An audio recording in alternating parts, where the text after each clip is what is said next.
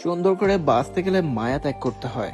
আমি তো চেয়েছি তাকে নিয়ে বাঁচতে, সুন্দর করে নিজের জীবনটা চালাতে।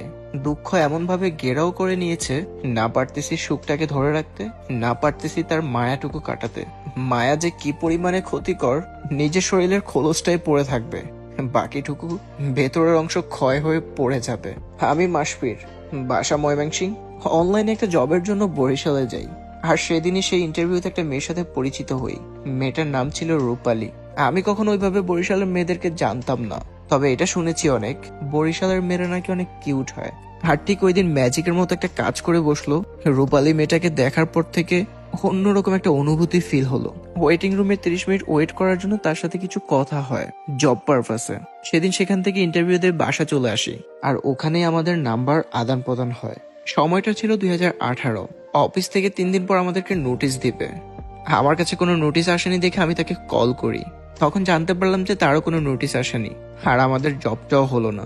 মাঝে মাঝে জব পারপাসে তার সাথে কথা হতো 5 থেকে 10 মিনিট। আর তখন থেকে প্রায় 3 মাস পর আমাদের রেগুলারই কথা হতে থাকে। একটা ফ্রেন্ডলি বন্ডিং শুরু হয়। এভাবে কেটে যায় 2 বছর। 2 বছর 2 মাস পর আমাদের মিট হয়, তাও বরিশালে। আমি নিজের আগ্রহ থেকে তার সাথে বরিশালে গিয়েই দেখা করি। তার প্রতি একটা মায়া জন্মে যায়। আর ঠিক সেদিনই ডিসিশন নিলাম যে তাকে আমি প্রপোজ করব। আর ঠিক সেটা করেও ফেললাম। প্রথমে অবাক হয়েছিল, তারপর কিছুদিন সময় নেয়। আমার এন্ড থেকে কোনো তাড়াহুড়া ছিল না। যাকে ভালোবাসবো তাকে তো একটু স্পেস দেওয়াই যায়। প্রায় 1 মাস পর সে আমাকে হ্যাঁ বলল। রিলেশনটা সুন্দরভাবে যাচ্ছিল। আমি নিজের মতো করে সেটেল হয়ে গেলাম ঢাকায়। সেও একটা প্রাইভেট কোম্পানিতে জব পেল। এইভাবে যাচ্ছিল দুইজনের সময়। আমাদের একসাথে চলার পথ প্রায় 3 বছর যখন শেষ হলো, তখন দুজনেই ডিসিশন নিলাম বিয়েটা এবার করা উচিত। আমাদের মধ্যে অনেক বোঝাপড়া হতো, আর দুজন দুজনকে অনেক বুঝতাম। আমাদের মধ্যে নিজস্বভাবে কখনো ঝগড়া হয়নি। দুইজন দুজনকে কম্প্রোমাইজ করতাম। আন্ডারস্ট্যান্ডিং ভালোই ছিল। বাসা যখন জিনিসটা নিয়ে প্যারেন্টসদের সাথে ডিসকাস করলাম, তখন বাসা থেকে ওর ফ্যামিলি না আমার ফ্যামিলি কেউ মেনে নিচ্ছিল না। 6টা মাস এটা নিয়ে অনেক যুদ্ধ করছি। তারপর দুজন ডিসিশন নিলাম যে পালিয়ে যাব। আমাদের ভোর 6টার দিকে বের হওয়ার কথা ছিল। আমরা কক্সবাজারের উদ্দেশ্যে চলে যাব। আমি 6টা রেল স্টেশনে দাঁড়িয়েছিলাম। আধা ঘন্টা পেরিয়ে তার ফোন থেকে একটা টেক্সট আসে। তার ফ্যামিলির অবাধ্য হয়ে সে কিছুই করতে পারবে না। আমি তাকে কখনো এটা নিয়ে দোষারোপ করিনি। টেক্সটটা পাওয়া মাত্রই আমি বসে গেলাম। আমার পুরো শরীরটা ঠান্ডা হয়ে গেল। 1 বোতল পানি নিয়ে হাতে মুখে ছড়িয়ে দিলাম।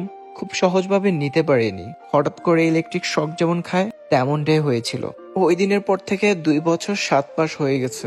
তার সাথে আমি কোনোভাবে যোগাযোগ করতে পারিনি।